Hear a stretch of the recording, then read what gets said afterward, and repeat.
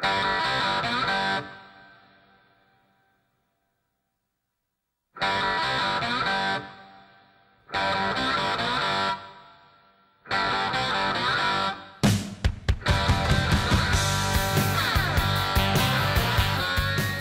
up, everybody? This is Batsman Fan, and this is my this is going to be probably my weekly CGC haul video.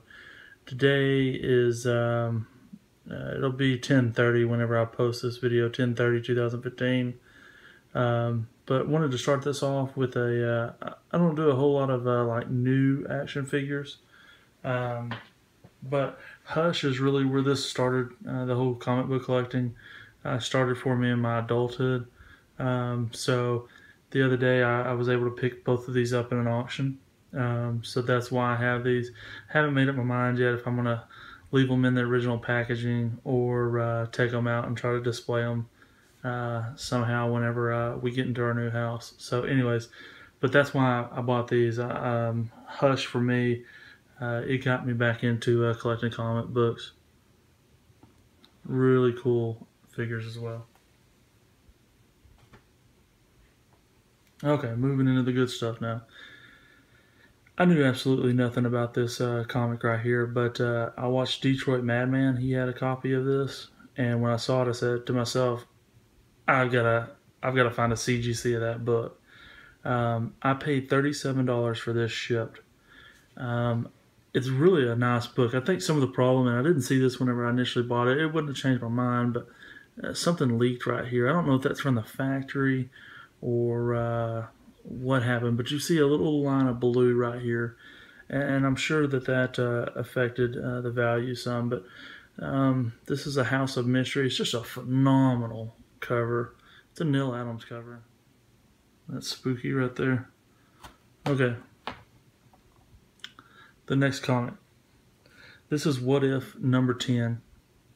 It's from 1978. This book got really hot a few months ago. This is also a cover swap of Journey into Mystery number 83 as well. It's based around the premise of Jane Foster finding the hammer instead of Don Blake, and she becomes Thordis. So I believe there's even a current run comic where I guess Jane Foster, I'm not sure on that one, but she's Thor right now or something to that effect. The number 1 has a female on the cover of it, so forgive me for not knowing all of the details about that. But anyways, that's why some of the reason that this book got hot. The next one, I went over this the other day. I'd actually found this out in the wild. But this is New Mutants number 1. It's the Origin of Karma. It's a second appearance of the New Mutants. If you're wanting the New Mutants number 1, their very first appearance, you're going to need to look for the Marvel graphic novel number 4, and make sure you pay attention on which print you're getting. But this one comes from 1983. I expect this to continue to rise as we get closer and closer to the movie. I paid $17 for this shipped. 17 bucks. Same seller, 16 bucks. I couldn't believe it. I don't know who was sleeping on that night, but man, that was phenomenal pickup. 17 and 16 bucks.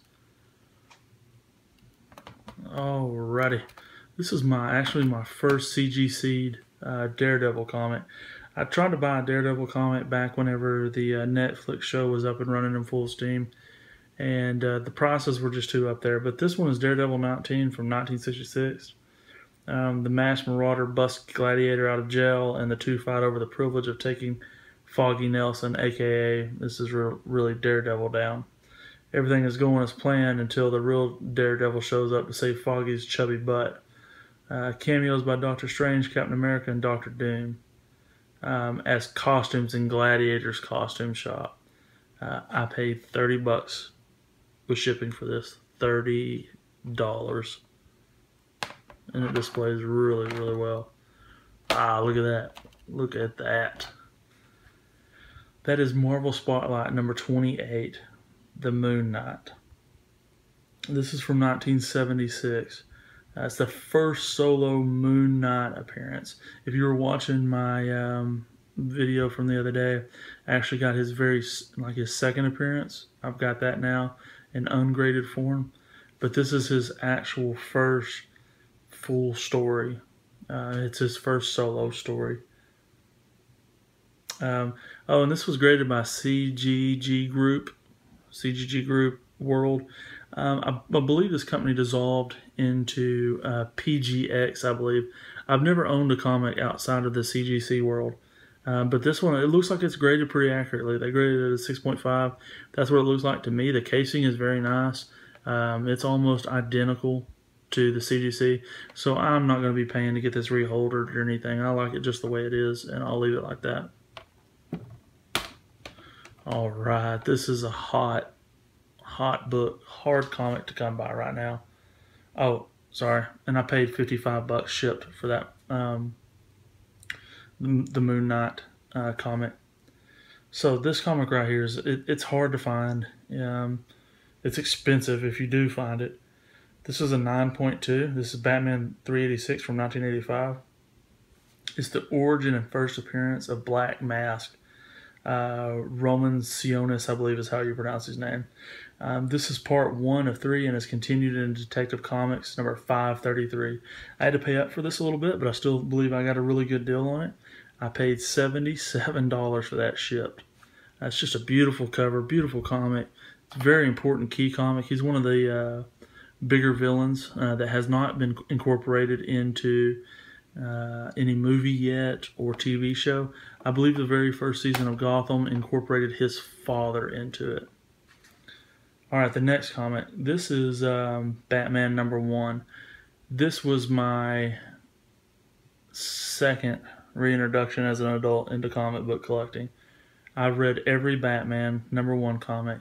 I've got a tremendous story that I'll do a video on about how I come across my first set of comics.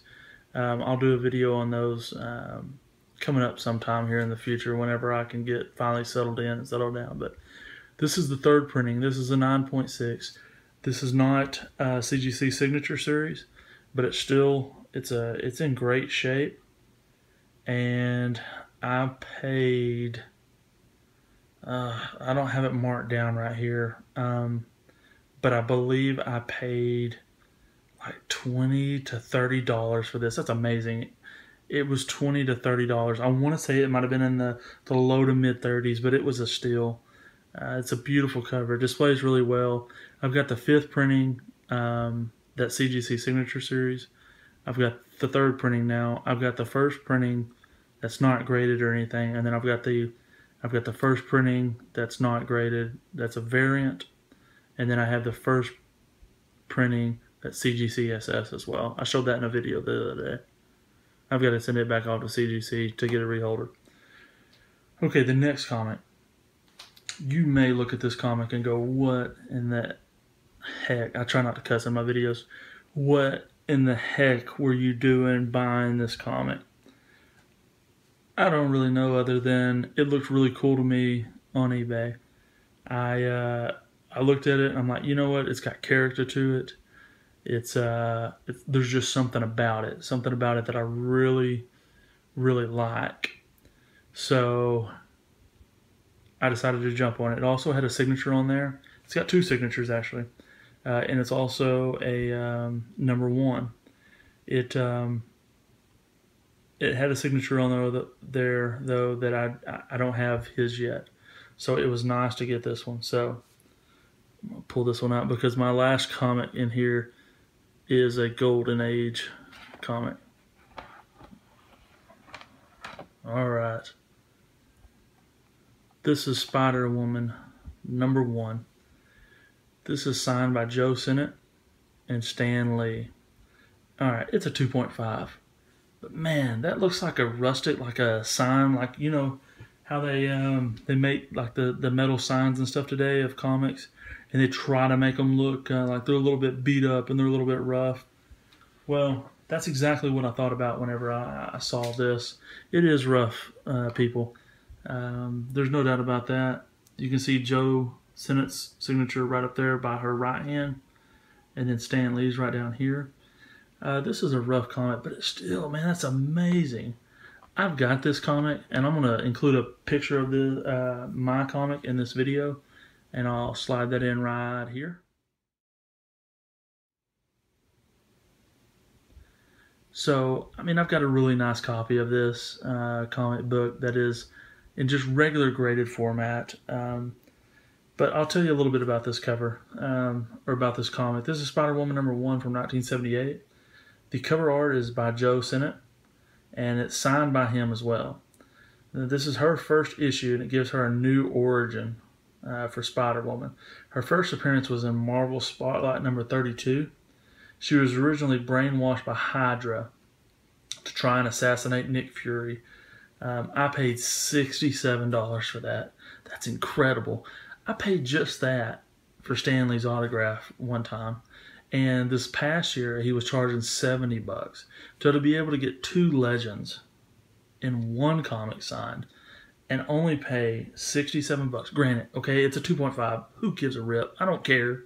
This thing is still beautiful. It's an iconic cover. It's signed by 2 geniuses, and this is not something I ever plan on letting go. It would have to get really rough for me to let this go, just because of the sheer, I mean, it's beautiful. I love the character that it has.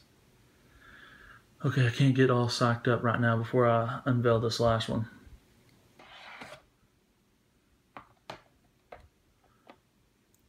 This is Blue Beetle, the original Blue Beetle, number 26 from 1940 bleeping 3. 1943. Move some of these out of the way. This is amazing. Look at this. Just look at it. Just look at it. Yes, it's got a restored grade on it. I could care less. Man, this thing just... Look at that, man. That's just awesome. Get back on task here.